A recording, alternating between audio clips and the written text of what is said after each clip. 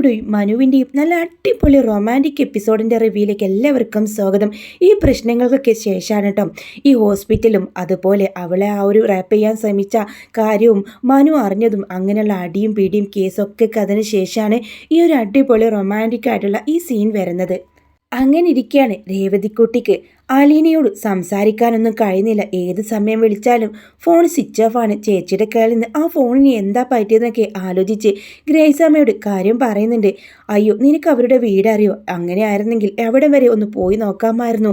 അതൊന്നും അറിയില്ല. എന്നാലും അവരുടെ വീട് നിൽക്കുന്ന സ്ഥലം അവരുടെ നെടുമ്പരക്കൽ എന്ന ആ ഒരു വീട്ടുപേരും ഒക്കെ അറിയാം. അന്വേഷിച്ചാൽ അറിയത്തില്ലേ ആൻറ്റി എന്ന് ചോദിക്കുന്നുണ്ട്.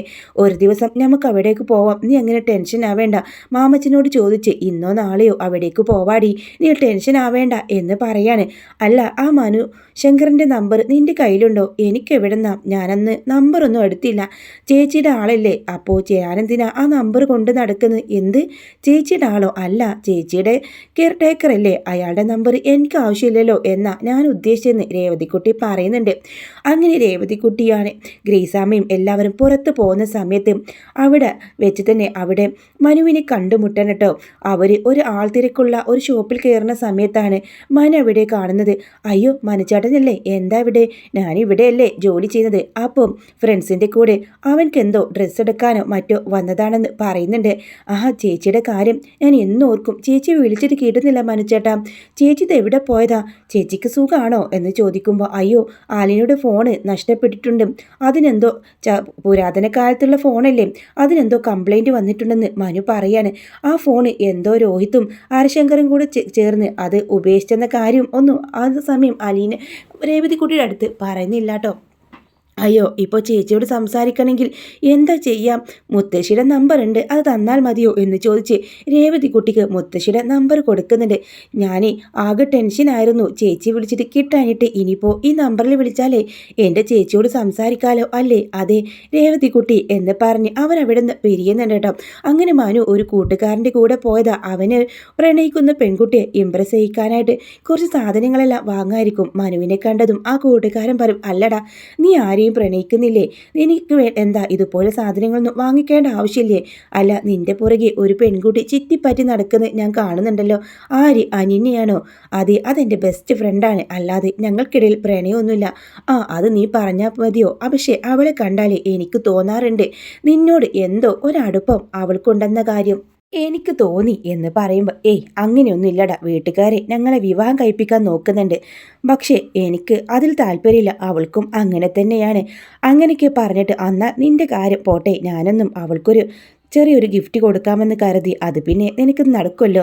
എന്തായാലും നീ അവളെ മാരേജ് ചെയ്യാൻ പോവല്ലേ, വീട്ടുകാരും സമ്മതിച്ചല്ലോ എന്ന് പറയുന്നുണ്ട്. അങ്ങനെ അവർ അതെല്ലാം കഴിഞ്ഞിട്ട് മനു ഇങ്ങനെ അവിടെ ഉണ്ടായിരുന്ന ഒരു പെൺകുട്ടിയുടെ കഴുത്തിൽ മറ്റൊരു പുരുഷനിങ്ങനെ മാലിട്ട് കൊടുക്കുന്നുണ്ട് കേട്ടോ. അത് കണ്ട മനുവിനിങ്ങനെ വല്ലാത്തൊരു ആഗ്രഹം കേട്ടോ. ഒരു കുഞ്ഞു ചെയിന് അലീനക്ക് വാങ്ങിയാലോ, അവളുടെ കഴുത്തിൽ എപ്പോഴും ഒരു കറുത്ത മുത്തുമാലയാണല്ലോ എന്നൊക്കെ ഓർത്ത് അവനിങ്ങനെ അലീനയെ നോക്കുന്നുണ്ട്. ഈ സ്വർണ്ണ ചെയിൻ അവളുടെ കഴുത്തിലിട്ട് നല്ല ഭംഗിയായിരിക്കും. ആ മുത്തുമാല കിടക്കുമ്പോഴും ആ ഒരു കഴുത്തിന് എന്താ ഭംഗി. ആ ഒരു മാല ഇങ്ങനെ നോക്കി നിൽക്കുമ്പോൾ അവിടുത്തെ സെയിൽസ് ഗേൾ വന്നിട്ട് ചോദിക്കും, എന്താ സാറേ ഇത് എടുക്കണോ? നല്ല ഭംഗിയാണ്, പുതിയ മോഡലാണ്, സിമ്പിളാണ്. എന്നാലും സിമ്പിളായിട്ടുള്ള ഒരാൾ ഇത് ഏറ്റവും ഇഷ്ടപ്പെടും. ഇത് കണ്ടാൽ നല്ല ഭംഗിയുണ്ടല്ലോ, അത് അധികം കനം കുറഞ്ഞ നല്ലൊരു മാലയായിരിക്കട്ടോ. അങ്ങനെ മനു പറയും, എത്ര ഗ്രാം ഉണ്ടെന്ന് ചോദിക്കുമ്പോൾ അവരതിൻ്റെ ഡീറ്റെയിൽസൊക്കെ പറഞ്ഞു കൊടുക്കുക. ഇതൊന്ന് പാക്ക് ചെയ്തോ എന്ന് പറയുന്നുണ്ട്. അങ്ങനെ മനു വാങ്ങുന്ന കാണുമ്പോൾ ആ ഒരു ഫ്രണ്ട് ചോദിക്കും, നീയും വാങ്ങിയോ? ആർക്കാടാ? അതൊക്കെ പറയാം, പിന്നെ ഇപ്പം സമയമായിട്ടില്ല എന്ന് പറയുന്നുണ്ട് കേട്ടോ. അങ്ങനെ മനു ആണെങ്കിൽ വേറെ വീട്ടിലേക്ക് പോകുന്നുണ്ട്. കമലയുടെ മുഖം കണ്ടപ്പോൾ തന്നെ അവൻക്ക് ആകെ ചടക്കുന്നുണ്ട്. എന്താടാ മനു, ഇന്നെന്താ നീ വന്നതെന്ന് ചോദിക്കുമ്പോൾ അതെന്താ അമ്മേ, എനിക്ക് ഇങ്ങോട്ട് വരാൻ പാടില്ല, ഇവിടെ വീട്ടിൽ വെച്ചിട്ട് വർക്ക് ചെയ്താൽ മതിയെന്ന് ഓഫീസിൽ നിന്ന് പറഞ്ഞു. അങ്ങനെ 2 ദിവസത്തെ ലീവും അപ്പം ഇങ്ങോട്ട് പോകുന്നേ ഉള്ളൂ. നിൻ്റെ വീട്ടിലിരുന്ന് വർക്ക് ചെയ്യുന്നത് കുറച്ച് കൂടുന്നുണ്ട്, എന്നിട്ട് നീ വീട്ടിലിരിക്കാറുണ്ടോ? ഇല്ലല്ലോ, സമയം കിട്ടിയാൽ നീ അങ്ങോട്ട് പോരല്ലോ, നെടുമ്പുരക്കേക്ക് പോകലാണല്ലോ നിൻ്റെ ജോലി. എൻ്റെ അമ്മേ, എൻ്റെ മുത്തശ്ശി അവിടെയാണ്, അതുകൊണ്ടാണ് ഞാൻ അങ്ങോട്ട് പോകുന്നത്. മുത്തശ്ശി മാത്രമല്ല, മുത്തശ്ശിയെ നോക്കാൻ വന്ന സ്ത്രീയും അവിടെയാണെന്ന് പറ. എന്തൊക്കെയായാലും അമ്മയ്ക്കൊന്നും മിണ്ടാതിരിക്കാൻ പറ്റുമോ എന്ന് ചോദിക്കുന്നുണ്ട് കേട്ടോ. അങ്ങനെ മനുവാണെങ്കിലോ കുളിച്ച് ഡ്രസ്സെല്ലാം മാറിയതിന് ശേഷം പുറത്തേക്ക് പോകുമ്പോൾ നീ ഇത്ര പെട്ടെന്ന് പോവാണോ? അമ്മേ പോയിട്ട് എനിക്കൊരു ഫ്രണ്ടിനെ കാണാനുണ്ട്. എന്താ ഒന്നും കഴിക്കുന്നില്ല മനു? ഇല്ല ഞാൻ അവിടെ നിന്ന് കഴിച്ചോളാം എന്ന് പറഞ്ഞു പോവുക. അലീനുണ്ടാക്കിയ ഭക്ഷണം കഴിക്കണം, അതിന് വേണ്ടിയാട്ടോ മനു പോകുന്നത്. അങ്ങനെ മനുവിനെ ചെന്ന് കോളിംബെല്ലാം അമർത്തുമ്പോൾ അലീന ആട്ടോ പ്രതീക്ഷിച്ച പോലെ തന്നെ അലീനയാണ് കഥക് തുറക്കുന്നത്. ആ മനുവേട്ടൻ വന്നോ? അതെ, എന്താ ഞാൻ വരാൻ പാടില്ലായിരുന്നു?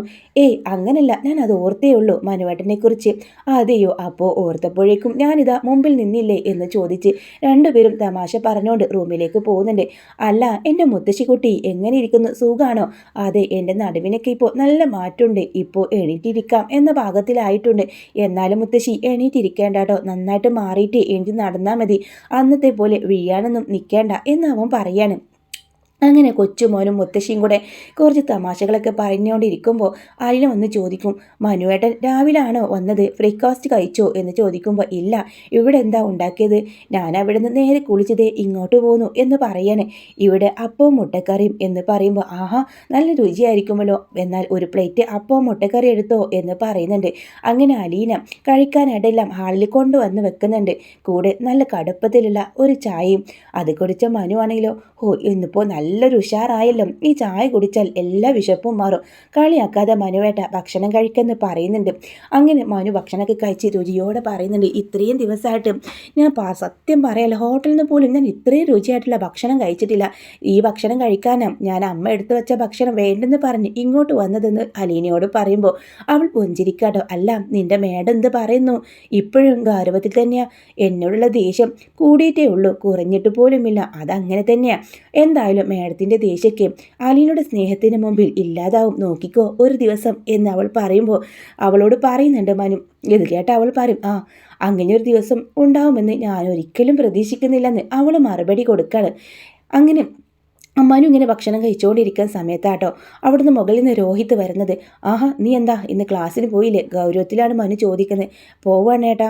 എന്താ ഈ സമയത്താണോ പോകുന്നത്? ഇന്ന് ഉച്ചയ്ക്ക് ശേഷമേ ക്ലാസ്സുള്ളൂ, അപ്പോൾ ഈ സമയത്ത് ഇറങ്ങിയാൽ മതി എന്ന് പറഞ്ഞ് രോഹിത് പെട്ടെന്ന് ഹെൽമെറ്റ് എടുത്തുകൊണ്ട് പുറത്തേക്ക് പോകുന്നുണ്ട്. വേണ്ട മനുവേട്ടാ, ഇപ്പോൾ രോഹിത് ഒരുപാട് മാറി, എന്നോട് വലിയ സ്നേഹമൊക്കെ തന്നെയാണ്, എന്നോട് മാപ്പ് പറയുകയും ചെയ്തു. അവർ ചെയ്ത തെറ്റിന് അവർക്ക് നല്ല പശ്ചാത്താപമുണ്ട്. പക്ഷേ എൻ്റെ അനിയൻ അങ്ങനെ ഇല്ലാട്ടോ, അവനിപ്പോഴും എന്തോ ഒരു ദേഷ്യം പോലെയാ എന്നോട്. അവൻ എന്ത് ആഗ്രഹിച്ചും നേടിയെടുക്കും, അങ്ങനെയാ രോഹിത് മാറിയെങ്കിലും അവനെ നാശാക്കാനായിട്ട് പുറത്ത് ഒരു ഹരിശങ്കർ ഉണ്ടല്ലോ എന്ന് പറയുമ്പോൾ മനുവിനെ തന്നെ ഇങ്ങനെ സങ്കടത്തോടെ നോക്കി നിൽക്കായിരിക്കും അലീന. അങ്ങനെ പ്ലേറ്റ് എല്ലാം എടുത്ത് കൊണ്ട് വെക്കുന്നുണ്ട്. മനു കൈ കഴുകാണ്. ആ സമയം യാത്ര പറയാൻ നേരത്ത് മനു അലീനയോട് പറയുന്നുണ്ട്, ഒന്നിങ്ങോട്ട് വന്നേ എന്ന് പറയട്ടെ. മുത്തശ്ശി ആ സമയം കൊണ്ട് തന്നെ നല്ല മയക്കത്തിലായിരിക്കും. അല്ല എന്താ അലീന, സുഖാണോ? ഞാൻ പറഞ്ഞ കാര്യം എന്തായി? തുടർന്ന് പഠിക്കണം എന്നൊക്കെ പറഞ്ഞിരുന്നല്ലോ. ഇവിടുത്തെ ജോലി കഴിഞ്ഞിട്ട് അതിന് സമയം ഉണ്ടായില്ല. അങ്ങനെ പറഞ്ഞിരിക്കരുത്. സമയം അലീന തന്നെ കണ്ടെത്തണം. രാവിലെ ആൻറ്റിയും അങ്കിളും കുട്ടികളൊക്കെ പോയി കഴിഞ്ഞാൽ പെട്ടെന്ന് ജോലി തീർത്ത് 1 മണിക്കൂറിൻ്റെ ക്ലാസ്സേ ഉണ്ടാവും. നോക്കണം, ഇങ്ങനെ എന്നും വേലക്കാരിയായിട്ട് കഴിയാനൊന്നും ഞാൻ സമ്മതിക്കില്ല എന്ന് പറയുന്നുണ്ട്. അലീനയോട് അന്ന് ഞാൻ പറഞ്ഞല്ലോ, അലീനയെ കാണുമ്പോൾ അലീനയോട് മിണ്ടാൻ, സംസാരിക്കാൻ, കണ്ടോണ്ടിരിക്കാൻ എനിക്കിഷ്ടമാണെന്ന് പറഞ്ഞില്ലേ? ഞാൻ ഇഷ്ടപ്പെടുന്ന ആ വ്യക്തിക്ക് നല്ലൊരു എഡ്യൂക്കേഷൻ ഉണ്ടാവണം, അവർ നന്നായി പഠിച്ച് മുകളിലെത്തണം. കഴിവില്ലാത്ത ആളൊന്നല്ലെന്ന് എനിക്കറിയാം. ഇനിയിപ്പോൾ ഈ മനുവിന് ഇഷ്ടമല്ലെങ്കിൽ കൂടി നീ നന്നായി പഠിച്ച് നല്ല നിലയിലെത്തണമെന്ന ഞാനും മുത്തശ്ശനും ഒക്കെ ആഗ്രഹിക്കുന്നത് എന്ന് പറയാനട്ടോ. അങ്ങനെ അലീന, ശരി മനുവേട്ടാ, ഞാൻ നോക്കുന്നുണ്ട്, ഞാൻ പറയാം. അല്ല അത് എത്രയും പെട്ടെന്ന് പറയാം. നല്ലൊരു കോഴ്സ് ഞാൻ കണ്ടെത്തി ഞാൻ അയച്ചു തരാം. എന്തായാലും ഇയാളുടെ കയ്യിൽ ഫോണൊന്നും ഇല്ലല്ലോ. അങ്ങനെ മനു തൻ്റെ കീശയിൽ അവൾക്കായി വാങ്ങിയിട്ടുള്ള ആ ഒരു സ്വർണ്ണപ്പെട്ടി എടുക്കുന്നുണ്ട്. എന്തായതെന്ന് ചോദിക്കുന്നുണ്ട്. തുറന്നു നോക്കെന്ന് അവളോട് പറയാം. അവൾ തുറന്നു നോക്കുന്ന സമയത്ത് അതിമനോഹരമായിട്ടുള്ള ഒരു കുഞ്ഞു സ്വർണ്ണമാലയായിരിക്കും. അയ്യോ മനുവേട്ട, എന്തായത്? ഞാനേ ഇത് നിനക്ക് വേണ്ടി വാങ്ങിയതാ. ഇനി കഴുത്തിലെ മുത്തുമാല വേണ്ട. അയ്യോ ഇതെങ്ങാനും മേടറിഞ്ഞാൽ വലിയ പ്രശ്നമാവും. അതൊന്നും സാരല്ല, ഈ മനു വാങ്ങി തന്നാണെന്ന് നീ പറയണ്ടല്ലോ. അയ്യോ മനുവേട്ട, എനിക്കിത് വേണ്ട, എനിക്ക് പേടിയാണ്, വേണ്ട എന്നൊക്കെ പറഞ്ഞവൾ ഒരുപാട് എതിർക്കുന്നുണ്ട്. എടി പെണ്ണെ, നീ ഒന്ന് അടങ്ങി നിൽക്ക്, ഇനി കാണിച്ചേ എന്ന് പറഞ്ഞ് ആ മാല വാങ്ങുന്നുണ്ട്. എന്നിട്ട് നേരെ ആലിനിയുടെ സമ്മതപ്പോലും ചോദിക്കാതെ അവളുടെ കഴുത്തിലങ്ങ് കെട്ടുമ്പോൾ അവളാണെങ്കിലും അന്തം വിട്ട് അവൻ്റെ മുഖത്തേക്ക് നോക്കാട്ടം. ഇതാരാ വാങ്ങി തന്നെന്ന് ചോദിച്ചാൽ മനുവേട്ടനാണെന്ന് ധൈര്യത്തിൽ പറഞ്ഞോ. എനിക്കതിൽ യാതൊരു പ്രശ്നവുമില്ല. അയ്യോ മനുവേട്ട, വെറുതെ എന്തിനാ ചീത്തപ്പേര് കേൾപ്പിക്കുന്നത്? എന്തായത്? അതൊന്നും പ്രശ്നമില്ലെന്ന് എൻ്റെ മുത്തശ്ശി ഉണ്ടല്ലോ. എൻ്റെ മുത്തശ്ശിയോട് ഞാൻ ഇപ്പം തന്നെ പറയാൻ പോവാം. ഞാനിതവൾക്ക് വാങ്ങിക്കൊടുത്താണെന്ന്. ആര് ചോദിച്ചു ചോദിച്ചാലും അങ്ങനെ തന്നെ പറയാൻ പാടുള്ളൂന്ന്. അങ്ങനെ അവൾ കൈ പിടിച്ച് വലിച്ചുകൊണ്ട് മുത്തശ്ശി കരികിലേക്ക് പോകുന്നുണ്ട്. മുത്തശ്ശി എന്ന് 2 തവണ വിളിക്കുമ്പോൾ കണ്ണ് തുറക്കുന്നുണ്ട്. മുത്തശ്ശി ഇങ്ങെടിക്ക് ഒരു കാര്യം പറയട്ടെ. അപ്പോഴേക്കും ഉറങ്ങിയോ? അങ്ങനെ മുത്തശ്ശി കണ്ണ് തുറക്കാണ്. എന്താണ് മോനെ, നീ പോയില്ലേ? ഇല്ല, ഞാനൊരു കാര്യം പറയട്ടെ. ദേ ഈ മാലയുണ്ടല്ലോ, ഞാൻ അലീനയ്ക്ക് വാങ്ങിയതാ. നല്ല ഭംഗിയില്ലേ ഇതിട്ടപ്പോൾ ഇവളെ കാണാൻ? ദേടാ മോനെ, നീ വാങ്ങിയതാണോ ഇത്? ഇപ്പൊ അവളുടെ സൗന്ദര്യം ഇരട്ടിച്ചു. അല്ലെങ്കിലും അവളെ കാണാൻ നല്ല ഭംഗിയാ. പൊന്നും കുടത്തിനെന്തിനാ പൊട്ടെന്നാണല്ലോ ചെല്ലേ. നല്ല ഭംഗിയുണ്ട്. അയ്യോ മുത്തശ്ശി, എനിക്കിതൊന്നും വേണ്ട. ആരെങ്കിലും അറിഞ്ഞാൽ എന്തൊക്കെ പ്രശ്നം ഉണ്ടാവും? അങ്ങനെ ആരും അറിയില്ല. ഇനിയിപ്പോൾ അറിഞ്ഞാൽ തന്നെ എന്താ, നിന്റെ കാര്യത്തിൽ അത് കിടക്കട്ടെ. ആ മാലിങ് ഊരിക്കെ മനു. ആ ഒരു കറുത്ത മാല ഉണ്ടെങ്കിൽ അവളെ അതിട്ടുകൊണ്ട് നടക്കും. അങ്ങനെ ആ കറുത്ത മുത്തുമാല ഊരി മാറ്റുന്നുണ്ട്. ഇപ്പോഴേ ചന്തം കൂടിയിട്ടുണ്ട്. ഇതിവിടെ കിടക്കുന്ന ഭംഗി. മുത്തശ്ശി, നിങ്ങൾ ഇങ്ങനെ പറഞ്ഞാൽ ഞാൻ എന്ത് ചെയ്യാനാ? ഇത് മേഡം അറിഞ്ഞ വലിയ പ്രശ്നമാവും. നിന്റെ മേഡത്തിനോട് ഞാൻ വാങ്ങി തന്നാണിത് പറഞ്ഞോളാം. മനുവിൻ്റെ പേര് പറയുമ്പോഴല്ലേ പ്രശ്നം. വയ്യാതെ കിടക്കുന്ന മുത്തശ്ശി എങ്ങനെ എനിക്ക് മാല വാങ്ങി തരാനാ? അതൊക്കെയുണ്ട്, എനിക്കും ആളുണ്ടല്ലോ. ഞാൻ ആളെ വാങ്ങിപ്പിച്ചതാണെന്ന് പറഞ്ഞോളാം. അങ്ങനെ ഒരു വിധത്തിൽ അലീനയെ പറഞ്ഞ് സമ്മതിക്കുന്നുണ്ട് കേട്ടോ. അങ്ങനെ മനു വീണ്ടും ഇപ്പോൾ യാത്ര പറഞ്ഞു പോകാൻ സമയം മനുവിൻ്റെ പുറകെ അലീന പോകുന്നുണ്ട്. മനുവേട്ടാ, എനിക്കിത് വേണ്ട, എനിക്ക് ആകെ പേടിയാവുന്നു. മുത്തശ്ശി പറഞ്ഞത് കേട്ടല്ലോ, പിന്നെ എന്തിനാ താൻ പേടിക്കുന്നത്? പിന്നെ ഈ മാല എന്തിനാ കഴുത്തിൽ കെട്ടിയെന്നറിയോ? എന്നെ എന്നും ഓർക്കാനാ. എൻ്റെ സ്നേഹ സമ്മാന ഈ മാല കഴുത്തിൽ കെടുക്കുമ്പോൾ അലീനയ്ക്ക് തനിക്ക് ആരൊക്കെയോ ഉണ്ടെന്നൊരു തോന്നലുണ്ടാവും. ഒന്നിനെയും ഭയക്കാനില്ല. അലീനയെ നോക്കാനും അലീനയെ കെയർ ചെയ്യാനും അലീനയ്ക്ക് വേണ്ടി എന്തും ചെയ്യാനും ഒരാളുണ്ടെന്ന തോന്നൽ അലീനയുടെ ഉള്ളിലുണ്ടാവും. ആ ഒറ്റപ്പെടലൊക്കെ അങ്ങ് പോവും. എൻ്റെ സമ്മാനമായിട്ട് കൂട്ടിക്കോ എന്ന് പറഞ്ഞുകൊണ്ടാണ് മനു അവിടെ നിന്ന് പോകുന്നിട്ടും. മനു പോയപ്പോൾ അവൾക്ക് വലിയ സന്തോഷമാവാണ്. ആ മാല ഇങ്ങനെ എടുത്തുകൊണ്ട് അവൾ കണ്ണാടിയിൽ പോയി നോക്കുന്നുണ്ട്. എന്താ പെണ്ണിൻ്റെ ഒരു കടം? എന്താ പെണ്ണിങ്ങനെ നാണിക്കുന്നത്? അതാരാ കഴുത്തിൽ കെട്ടിയത്? മനു ആണല്ലോ എന്ന് മനു കഴുത്തിൽ കെട്ടി ആരൊക്കെ അലീനയുടെ മനസ്സിലോട്ട് വീണ്ടും വീണ്ടും ഇങ്ങനെ വരാട്ടോ. ഒരു സ്വപ്ന നാടകയെ പോലെ അവൾ അങ്ങനെ മുത്തശ്ശിയുടെ അരികിലേക്ക് വരുന്നുണ്ട്. എന്താ പെണ്ണെ പുഞ്ചിരിക്കുന്നത്? അവനെ ഈ മാല നിന്റെ കയ്യിൽ തന്നോ അത് കഴുത്തിൽ കെട്ടിത്തന്നോ എന്ന് മുത്തശ്ശി ചോദിക്കുമ്പോൾ, മുത്തശ്ശി എന്താ ഇങ്ങനെയൊക്കെ പറയുന്നത്? നിന്റെ മുഖം കണ്ടിട്ടേ അവൻ ഇത് നിന്റെ കഴുത്തിൽ കെട്ടിയ പോലെ എനിക്ക് തോന്നിയത്.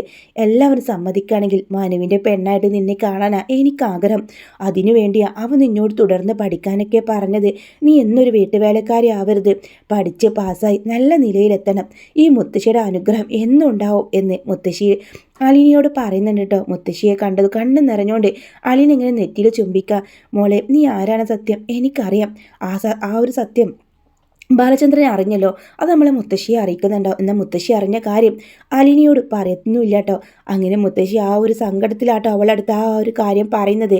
പാവം 22 വർഷം ഒരു അനാഥയെ പോലെ എല്ലാവരും ഉണ്ടായിട്ട് ജീവിച്ചവളാ.